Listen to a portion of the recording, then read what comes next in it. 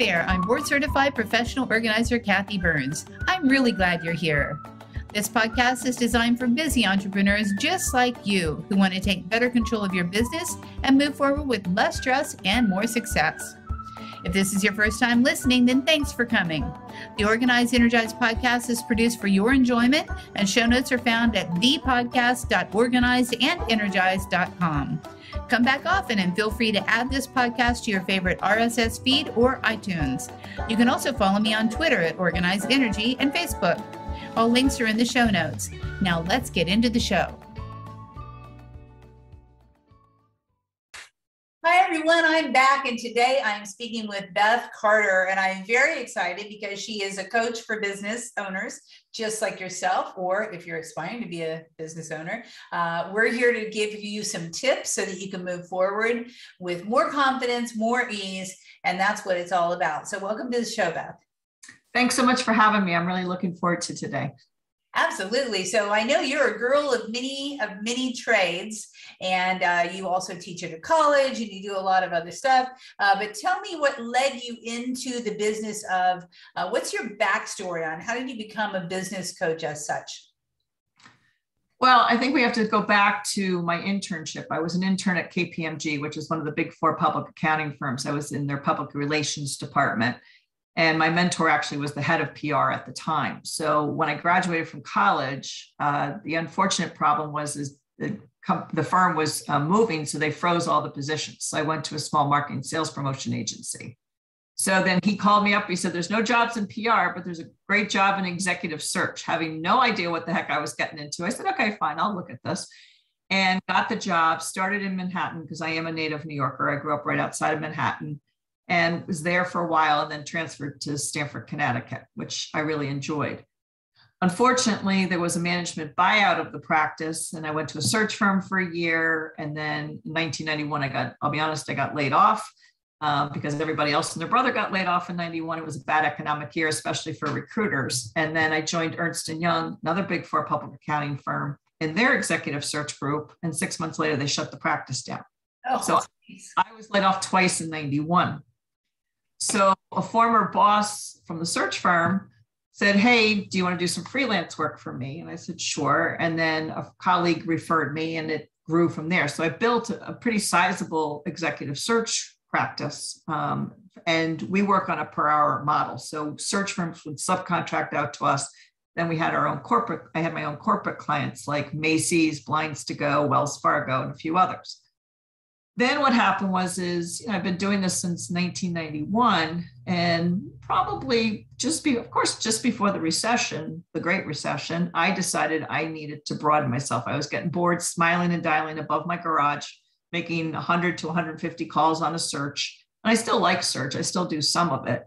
But the reality was I wanted to expand. So I went back, got my coaching certification, and started building my coaching practice.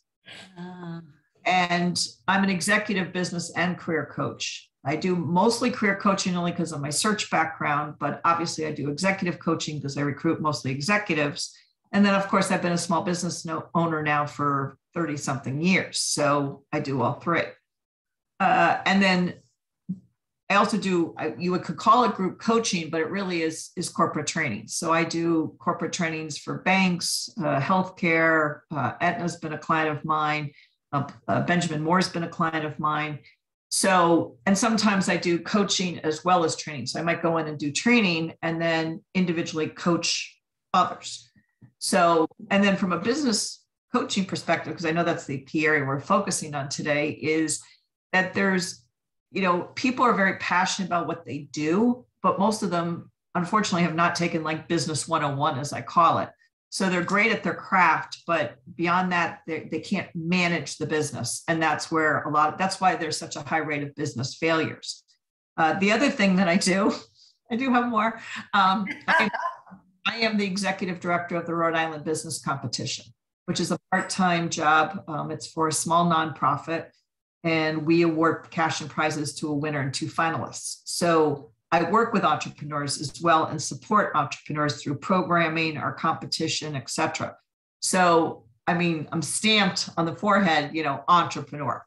Right, right. That's exciting. So, and I know that it happens with me too. You go into talk at a corporate environment, you end up being, one-on-one coaching with the people that need it, and that's always exciting. So that's a multifaceted. What's your favorite part of what you do right now? What do you like best? It's so hard to say because I love creating content for my trainings. And I also, as you mentioned, I actually teach at two universities, Bryant University and Roger Williams. Right. So I love creating the content. I really, really love it. I love getting in front of the students. I feel that, when I'm in front of students, then I learn how they think. And then that helps me in my corporate trainings and then vice versa. But then I also like the one-on-one coaching because some people feel either intimidated or whatever, and they don't necessarily want to speak out in front of others in more of a, bigger setting. So having that one-on-one, especially for introverts. Mm-hmm. Also, I don't know if you're familiar with this, but I'm a DISC expert, which is a behavioral assessment. Yes. So, the S's and C's, which are the real introverts, they definitely benefit more from coaching.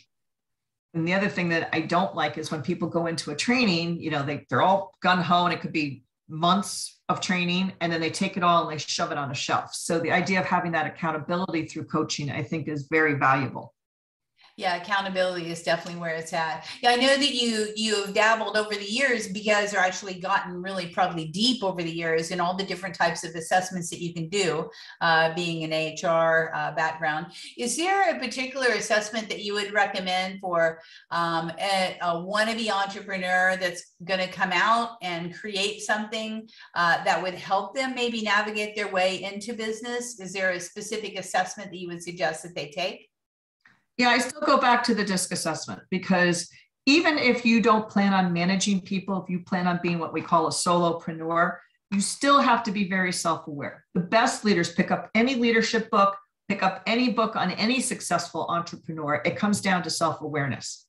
So if you don't understand your behaviors, your emotions, all of that, and then not be able to pick up on others, social cues, then you're not going to have a good relationship. So customer to customer, even me, corporate trainer to, trainee, coach to coachee, whatever relationship you have, personal to, you've got to be more aware.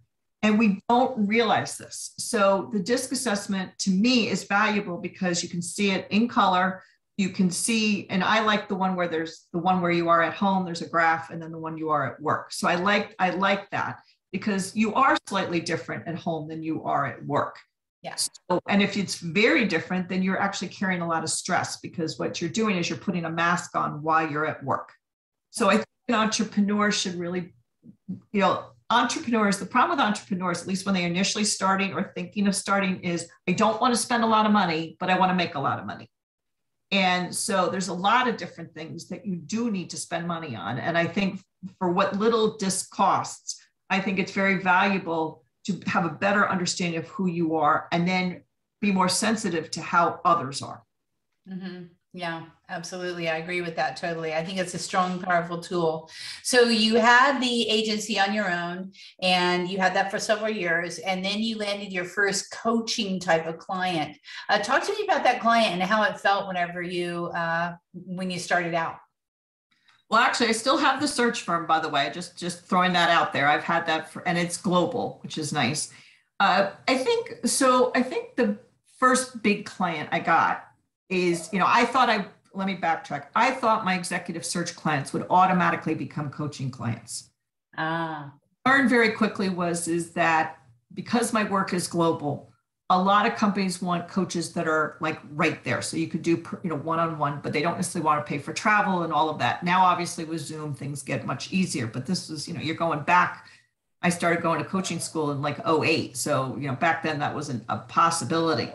So one of someone I had built a relationship through actually where I teach, I'm also an alum.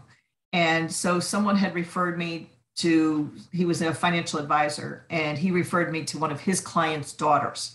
And I don't normally coach the 20-something-year-olds. And this is before I started teaching too. And it was, we worked together for 4 or 5 months, I guess I would say. And mom was a helicopter pilot, a helicopter parent. And so she kind of like had hair in front of her face. She was very insecure, kind of like this. And she goes, I must be a loser. Mom got me a life coach. Oh boy. First of all, I hate being called a life coach because I'm not. Yeah. But to get her into the family business. And that was the key piece. So 3 months, and she went back to school. She was she actually did an online program because she was very, felt intimidated by being with younger people. And she wasn't that old. She was only about 24, 25, but everybody else was like 18, 19, 20. And long story short, she is in the family business. She's done very well. And, it kind of opened my eyes to when you have someone so supportive without necessarily telling you what to do, which is what a coach really is, that you can do anything. But you need to have that cheerleader next to you. I always describe coaching as if you're in a car, you are in the driver's seat, you are, navigating. And of course you want to get from point A to point B, meaning the goal. I'm in the passenger side. I can't take the wheel away from you. Well, I could, but I'd be very dangerous. So if you want to go off and stop at Starbucks or you hit a roadblock or whatever, my role is to encourage you to get back on the right path and then reach your goal. Mm-hmm. And let's say that an entrepreneur feels like they're on the right path, but they keep having roadblocks and they're just in overwhelm and they don't know if they're doing the right thing. What would be the piece of advice that you would give them? I think talking to someone else, to be honest with you, because we again, and it's me too. I mean, when I first started my business, I was kind of like this, and the goal was to make money. And, that was the goal. And I think for most entrepreneurs, that's what the goal is. You want to make money. You look at some of these people anyone, Bill Gates, Elon Musk, all those, they were entrepreneurs. I mean, that's what they were. I mean, even going back to Henry Ford, he was an entrepreneur. So the thing is I think we get very tunnel vision and really need to talk to a few others. And that is not your family members. That is not your closest BFFs. This is outside of what I refer to as your circle of influence. This is, either going to a coach, going to a business advisor, things along those lines, I think is critical to get different input and then take a step back and say, okay, what have I learned? What can I apply today? And more importantly, what can I apply in the future? And that's the other issue. Everybody wants everything done instantaneously. Yeah. Yeah, no, I think that's really sound advice. And I agree that, family members are not necessarily the best place to get advice because half the time the family doesn't even understand what we're doing. Well, that's true too. Yeah. You don't even know what we do for a living, even though they might live and breathe us talking about it all the time. But yeah, so it's not a good place to get advice. But if you talk to somebody who's in business, who is actually even a competitor is a good thing. A coach is another good thing. Anybody who's actually seasoned veteran of being an entrepreneur, so to speak, would be a great sounding board because they can see what we cannot always. Because we're stuck in our thoughts. And like you said, we're in that tunnel vision kind of thing. Yeah. Okay. So I have to ask you this because I'm a professional organizer. I'd like to know if you have any hacks that you use yourself personally to keep yourself organized, any secret skill set you've developed or anything you've tapped into. Well, I got to go back to living in Connecticut. I just passed my 9-year mark in Rhode Island. So in Connecticut, I had a beautiful office over my garage. My husband at the time was a self-employed plumber. So we were both entrepreneurs. So he had the downstairs, I had the upstairs. I had plenty of space. Here in Rhode Island, I have almost the size of a closet. Might be a little bit bigger, but it's an actual, it's an office, but it's very, very tiny.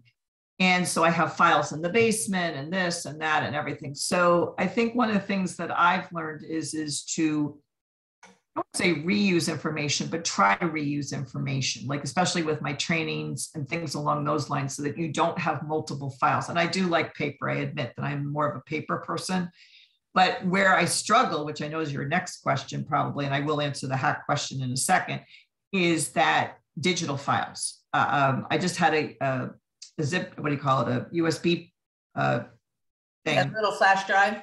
Uh-huh. Yeah, flash drive crapped out on me. And thankfully, most of it was someplace else, most of it. So, but I think the thing in terms of organization is realizing where you are not strong.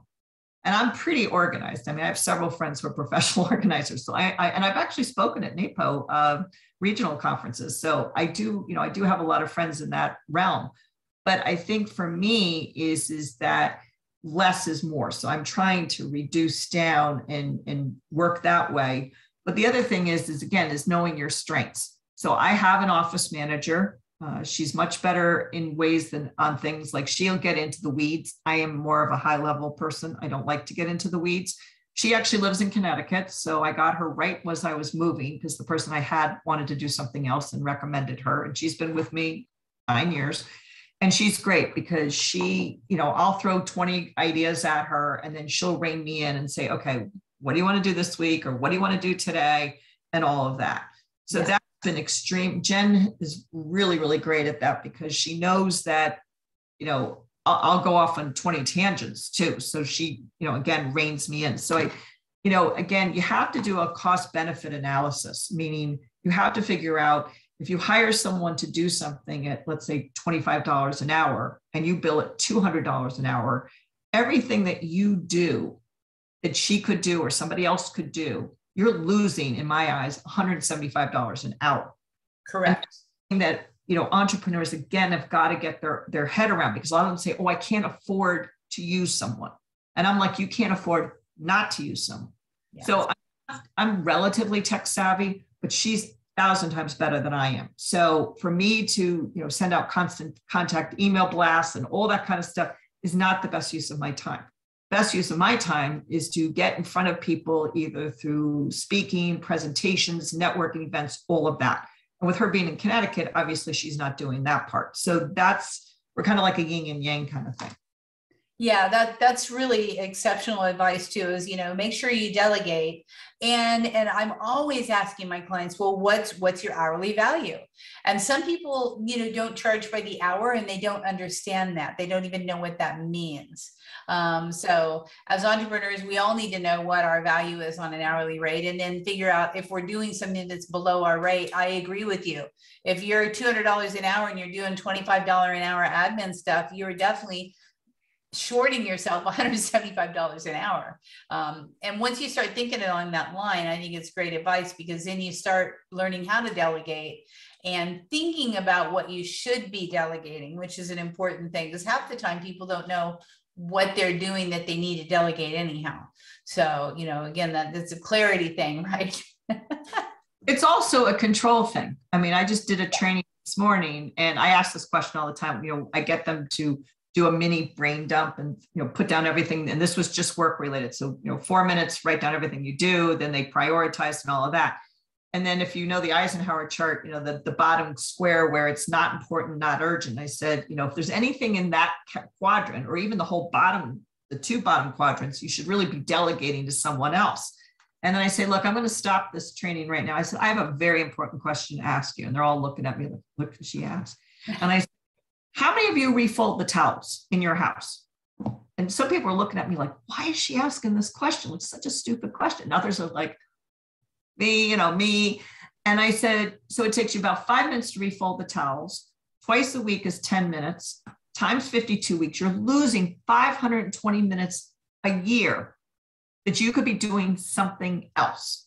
And I asked them, of course, why they refold the towels. Well, it fits better in the closet. I like the way it looks. I just don't like the way they do it. All these, things.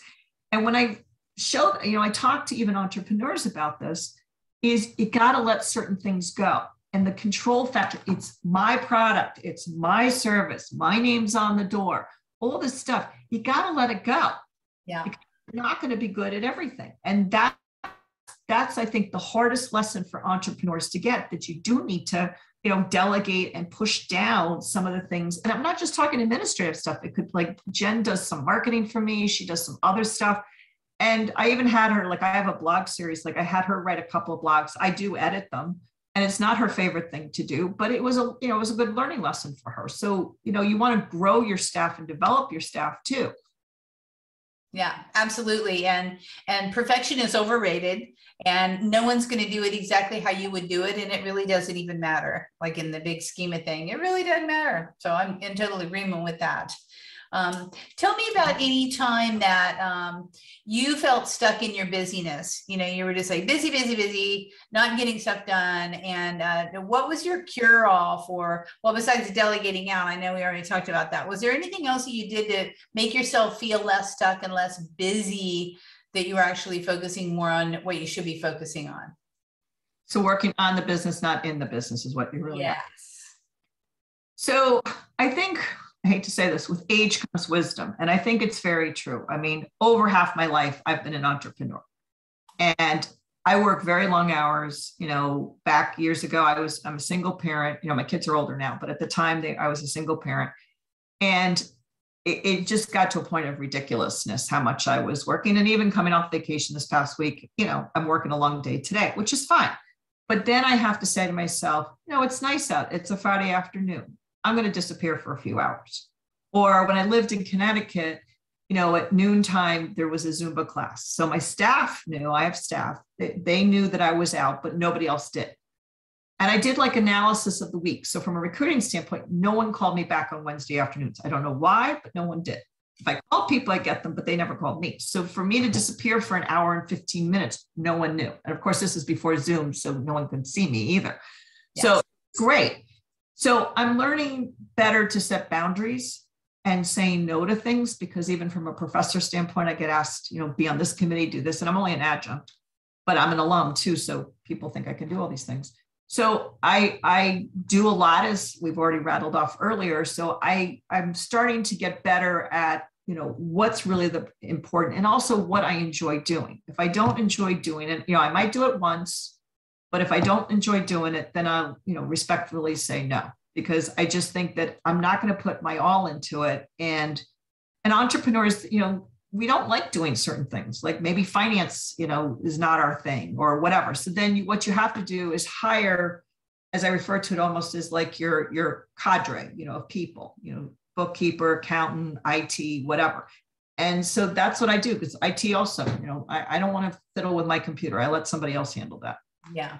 Yeah. So delegate it out and take time for yourself. That's what I'm hearing. And taking time for yourself, I think, is very super, super important. And you're right, with Zoom now, it's less easy to not be there. Right. But it's okay. It looked good. You know, you got to have the face. You gotta look good. Oh my God. As women, it's just really hard, isn't it? It's like all the guys just get on and they just get on their little podcasts and they cruise right along. They have no hair and makeup, and, you know, we can't do that. So sadly, I guess we could, but, you know, who knows? Okay.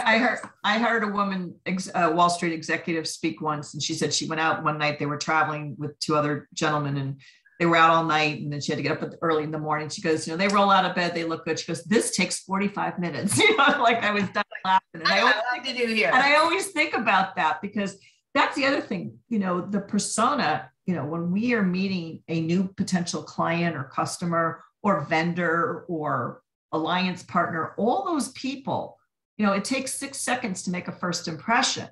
And unfortunately, we bring a lot of bias to the table. So we really, you know, we feel that and unfortunately women, I think, feel like they have to do more, which to some extent, maybe we do, but you know, because you want to build that relationship. And that's why I go back to the DISC assessment too, is if you can pick up on social cues that are working or not working, then that helps. But, you know, I always do, I have a great workshop called the good and bad 4-letter words in your dictionary for success. And the first question I ask is, what's the worst 4-letter word that begins with B and it's not the one you're thinking of? Excuse me, because it's 5 letters. And no one gets it. And the answer is brag. We have grown up, most of us, especially people my age, grown up with that you don't brag. So I try to get people to understand that you're not bragging, you're self-promoting. So if I get out, you know, if I walk out on the street and say, I am the greatest trainer, coach, you need to hire me, that's bragging. If I go out and say, I have had, you know, 100 clients and I've done this, this, and this, that's a fact. So fact is a good 4-letter word. But women have a really tough time self-promoting. Yeah. And you're part of the business. I don't care if it's a product or service, your name is still tied to it. Absolutely. And I think as an image consultant, it is a 3 to 6 second thing. And what happens with women, though, we have so many more choices for how we will present ourselves. And that's good and that's bad. That's a dicey slope. Men, are you going to wear a suit and tie? Are you just going to wear a suit? Or are you going to just wear a casual shirt? They don't have a lot of options that they're going to do. For us, the sky's the limit. We could do pants, shirts, dress, sweater, casual, whatever. And then we have the shoes issue. Fortunately, there's no problem around that. But, we have a lot more options. So it makes it a lot more difficult to create the impression that we want to create from those first, 3 to 6 seconds. Absolutely. Yeah. Okay. So how about the best piece of advice that anyone's ever offered to you? That's a good question. I think the best piece of advice is once you know that it's not right for you anymore, do something about it. So in my case, I was getting burnt out with search. Actually, I was getting bored. I wasn't burnt out. I was just bored. 100 phone calls saying the same thing over and over again. It gets a little old. Yeah. So I went back to coaching school and doing all of that. And then I got a phone call one day from a person I had met through my university. And she said, "Hey, do you want to teach a team building class?" And so I started teaching 4 years ago. So I'm always challenging myself. I get bored pretty easily. So I'm always challenging myself, but I always go back to, why are you doing this? So if it doesn't make sense anymore, so especially if it's a product, if you just don't like manufacturing anymore, or you're tired of the rigmarole, sell it or shut it down or give it away, whatever it may be. Because I think that if you're not totally into it, it's going to show. And I think for me, on the search side, I do have one search right now. I've only been doing one search a year for the last 3 years. Partly because of COVID. And I'm fine with that. One search is fine. Couple searches I'll do. And again, it depends on what the search is. If it's global, I do a lot of work in the nonprofit space. I'm fascinated by that. I love talking to those people around the world and getting their perspective on things. But if I'm doing like a 100 phone call, calling locals, it's a boring search, whatever, I don't want to do it.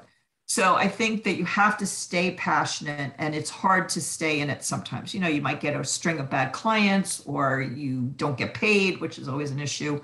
So really, and so if you don't mind me digressing for a second, I think the important thing too is defining what is the ideal client.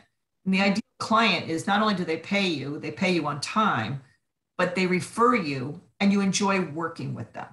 So you could get the nicest, and they don't take advantage of you, because you can work with a really nice person, they pay you, but they kind of take advantage of you. So you have to be careful with that. But I think that if they're referring you and supporting you, it's a two-way street. You give great service to them, they in turn support you. So I think that's an important message too to entrepreneurs. Yeah, know who you like, know the clients that you want to work with the ones that bring you joy, because there's so many clients out there. There's not a deficit of clients. Let me tell you that for any of you, that's true. An entrepreneur or are entrepreneurs, there's never a deficit of people who need your skill set. But the more you know who you like to work with, the more enjoyable your job will be in the long run. Absolutely. Yeah. Good advice. Okay. So you have something free for the listeners that we can download or listen to or something. What do you have as a valuable free resource that you could offer the listeners? Well, to be honest with you, I gave this some thought because I don't really have a lot of stuff in that respect. So my blogs are on my website, and we do have a blog every week, and I think they're valuable. I get a lot of feedback that they're helpful. So I think that, if I have a series on team building, I have a series on leadership. I actually have a 6-blog series that's on ABC 123 of women in leadership, which has been very interesting. Some of the feedback I've gotten on that, again, because women don't necessarily see what's going on. So like one of the things I mentioned in that blog series is the idea that, you go to a conference, and because I'm one person, I get stuck sitting with, a whole corporate table, and they're all very nice, and they all, introduce themselves, but then all of a sudden they're talking about the latest nail polish and the gossip and all of that. And that's been some people push back on me on that one. They're like, well, what's the problem going to a conference and making it a girls' day? And I'm like, well, because it's not a girls' day. It's, I'm there, I'm putting out money. I want to meet people, and you're all, it's like a, what is it? A group of hens or whatever. So So my blog series, that if someone wants to email me and they have, want to have a 10-minute session, I'm more than happy to do that as well. Okay, great. What we'll do is we'll put the link down below for the blog and for your email, and reach out if there's anything that you feel that Beth, that you have this burning question or something that she can help you with.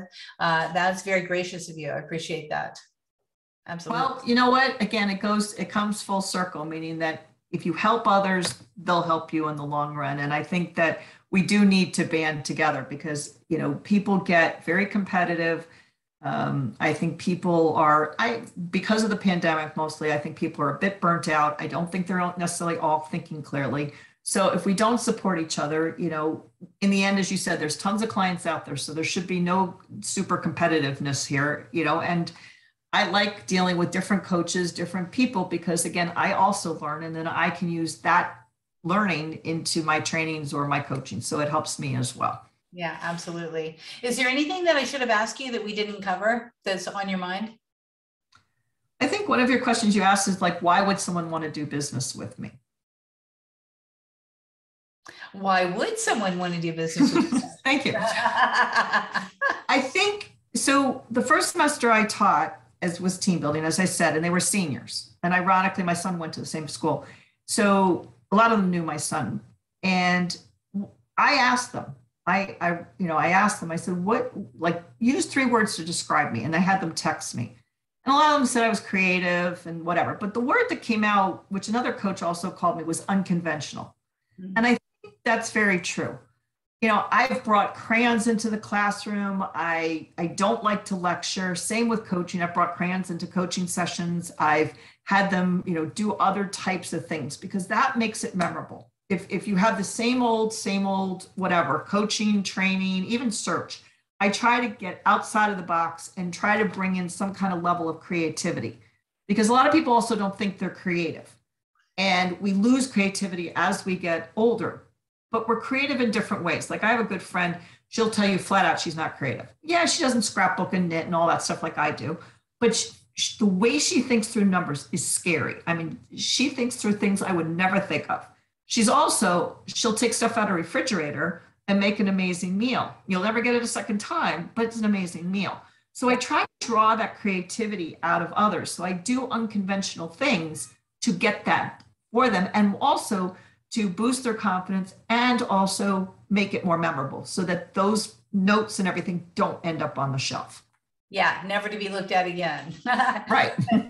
and they'll walk away feeling that they are more creative because I agree. There's a lot of people that feel that they aren't, but I think we all have that spark of creativity within us. Some of us express it every day. Some of us hide it, because we don't think we have it, but we really have it. Just like going into your fridge and making a beautiful meal out of whatever.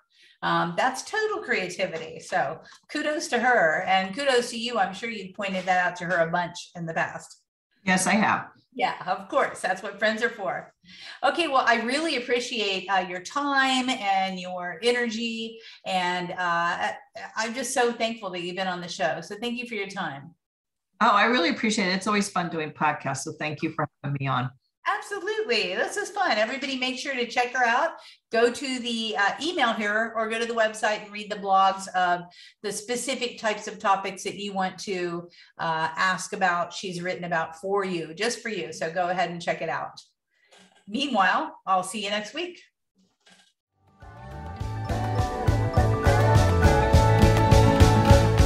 Hey, thanks for listening to this podcast. I hope you enjoyed this episode, and if you want to hear more, feel free to subscribe on the platform of your choice. Also, if you feel so inclined, I would truly appreciate a good rating from you to me. Have a stellar day.